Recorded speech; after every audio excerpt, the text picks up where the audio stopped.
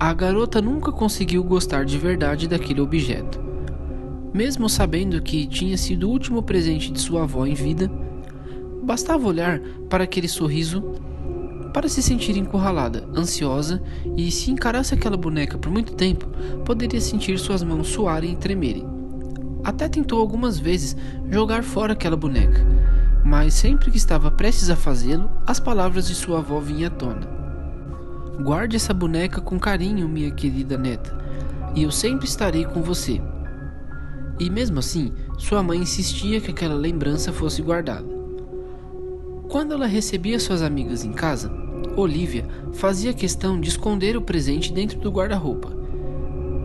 Apenas algumas delas, as mais aventureiras e ousadas, acabaram conseguindo ver as feições que tinha aquela estranha boneca, e todas elas ficavam encantadas, sem sentir nenhum pingo do mesmo desconforto que sua dona sentia.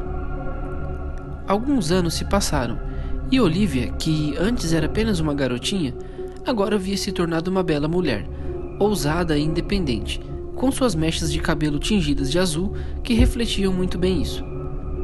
Nessa transição, ela havia deixado tudo de sua infância para trás para morar em uma casa na cidade grande, ou quase tudo. A sua mãe insistiu, e muito, para que ela levasse consigo a tal boneca, e não havia argumento nem explicação que a fizesse mudar de ideia. E com isso, logo aquele objeto estava lá sob a cômoda, com aquele mesmo sorriso e a mesma aparência. Tudo estava ali, junto com ela inclusive, o medo e os calafrios. Mas, como dito antes, Olivia tinha mudado e não conseguia mais viver à sombra de um medo tão infantil e irracional. Porém, diferente do que acontece naturalmente, a apreensão da garota não cedeu lugar à calmaria, mas sim à raiva, tão devastadora e acumulada, que Olivia passou a maltratar a boneca. Afinal, sua avó havia morrido há muitos anos, e com certeza ela não iria se importar com o que Olivia fizesse. Nos primeiros dias, ela apenas xingou o objeto. Ofensas bobas, era como se ainda não tivesse certeza do que estava fazendo. Mas bastou um pouco mais de confiança para que ela começasse a chutá-la e jogá-la contra o chão e as paredes. Mas isso só serviu ainda mais para inflamar a raiva da garota, porque qualquer brinquedo que fosse tratado assim, até os mais resistentes, apresentariam algum arranhado ou algum sinal de dano. Mas aquela maldita boneca não. Ela continuava perfeita, nova, como se tivesse saído da loja naquele dia. Era hora de pôr um fim naquilo tudo. Algumas pessoas que passavam na rua olhavam com estranheza a cena que se desenvolvia naquele quintal. Mas Olivia se sentia satisfeita. Ver aquela boneca ser reduzida a cinzas era gratificante, e quanto mais o fogo a queimava, mais Olivia se sentia liberta, e ela só saiu de lá quando não havia mais nada a ser consumido. Essa seria a primeira vez desde tanto tempo que ela finalmente poderia dormir em paz. Porém, durante aquela madrugada, uma sensação de nervosismo atrapalhou o sono da garota de uma maneira tão repentina que ela precisou respirar profundamente várias vezes para que seu coração se acalmasse. Ela nem está mais aqui, disse Olivia para si mesma, e mal terminou a frase quando se ouviu um barulho na casa, um baque no chão que ecoou até os ouvidos de Olivia. Não sabia o porquê, mas isso foi suficiente para que um enorme arrepio percorresse sua nuca, e logo em seguida, outro barulho foi ouvido, dessa vez mais suave, como passos, e depois outro e mais outro. Poderia ser alguma coisa boba, um animal sorrateiro ou sei lá. Mas isso não acalmava nem um pouco Olivia. Seu corpo sentia um medo cada vez maior. Suas mãos tremiam e suavam muito. Seu coração batia tão rápido que quase podia ser ouvido. Sob a luz do abajur, ela procurava o que poderia ser, mas a escuridão além da porta de seu quarto não revelava o dono dos passos, que ficavam cada vez mais próximos. Olivia se encolheu na cama, assim como faria uma criança. O barulho parou, mas ela sabia o que quer que fosse que estava ali à espreita, poderia sentir seu olhar tão ameaçador e cruel. Então ela não teve coragem de levantar. Ao invés disso, ligou a lanterna do celular e apontou de uma vez para a porta. Nada. Sua respiração estava pesada.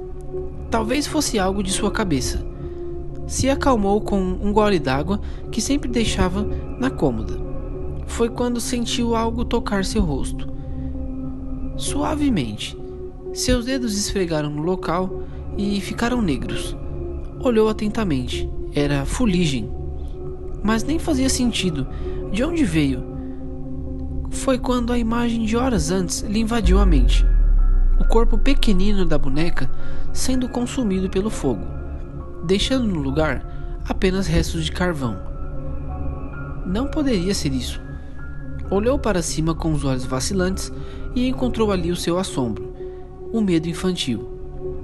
A boneca que logo caiu em cima de Olivia, manchando tudo de preto. Olivia gritou com todo o seu fôlego por socorro, e isso bastou para alertar os vizinhos, que chamaram a polícia. Mas esse alarde não a afastou.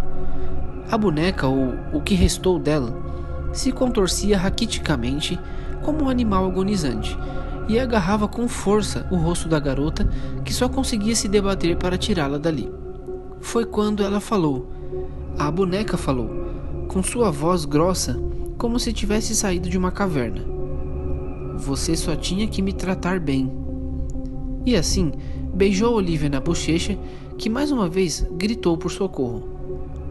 Em um ato de desespero, Olivia conseguiu atirar a boneca contra o chão e correr, ou ao menos tentar. Algo estava errado. Suas pernas não respondiam como deviam. Olhou para ela e viu riscos se formando sobre a pele, endurecendo a cada movimento. Mesmo assim, continuava se arrastando. Seu corpo não produzia mais o barulho que deveria. Era apenas baques surdos no chão e barulho de articulação. Alguém batia na porta. Era a polícia, mas nem mais sua boca respondia. Também estava dura.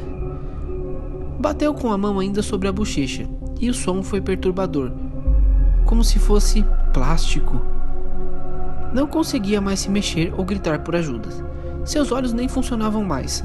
Se tornaram feitos de plástico. E a última coisa que Olivia viu foi a boneca sorrir. Quando os policiais finalmente arrombaram a porta, não encontraram nada.